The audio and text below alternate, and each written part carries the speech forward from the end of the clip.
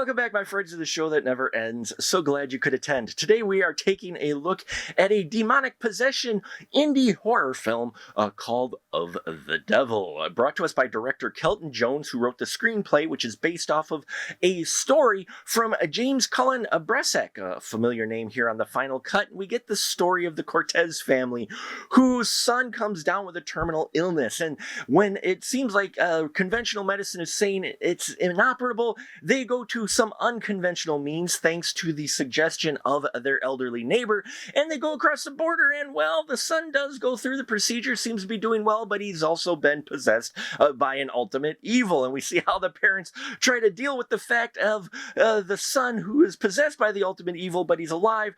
If they remove the ultimate evil, do they lose their son, as well as the husband's mother who's dealing with dementia, who also sees this ultimate evil, and we see all of this just get mixed together in a whole demonic mismatch of the devil. This was an interesting film. It touched me as a parent. I understand completely. I liked the Cortez family quite a bit in the way they were written. I thought Daniela Palavinko and Jonathan Stoddard, who play Norma and Ben, the parents, I thought they had a good chemistry together, good dynamic between them, and the way they were written, and the way they just were towards each other felt like, you know, a married couple and parents to their son Ben, played by Lucas Sequeira, who does okay. The kid is a very young kid. They don't give him too many lines, but the scenes that he is in, I think he sells fairly well for him. But it's definitely the parents where that dynamic really gets interesting. Now, Eileen Dietz is June Summers, who is the neighbor, who is the one that suggests this unconventional method they go to get their son treatment, and I loved her performance. It was great seeing her again on screen in a movie, and she really gets into this role, and it was great to see that she had more than just a couple lines like sometimes you get for these famous folks in these indie films. So she does play a major part in the role, and it was great to see her. And I love the dog that she has as well. Her character has Mr. Ravioli, played by a great name, Caesar Pagustus. Yeah, it's just, she's a very fun character, and I think Eileen does very well with it. We also have Vernon Wells showing up in a small role as Father Bennett.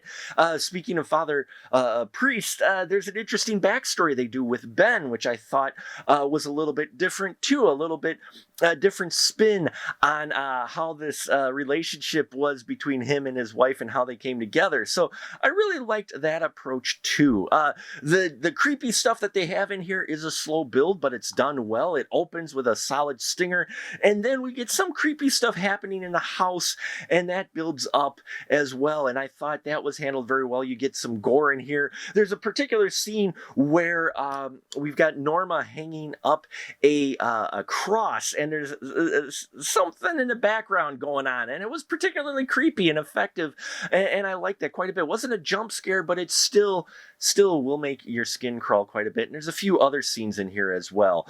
Overall, Of the Devil is a indie film, you know, direct to a VOD film, but I think there's enough in here that you'll find interesting if you're looking for a little bit different take on the whole demonic possession story, and some familiar names and faces in here as well may draw you to it as well. So there you have it, folks. If you have seen Of the Devil, as always, love to hear your constructive thoughts on these films. Please check out our Patreon. A lot of great tiers there. And if you're not doing anything this Friday, we are doing our AMA/discussion live 400th episode of The Spoiler Room, our podcast that we do. We're at number 400, and we're going to be discussing our favorite full moon films, as well as taking questions from anyone who taps into the live stream. So that's 7:30 this Friday, Central Standard Time. Check it out, folks. Hope to see you there. Thank you so much, as always, for your support. Until next time, remember, keep that ticket stub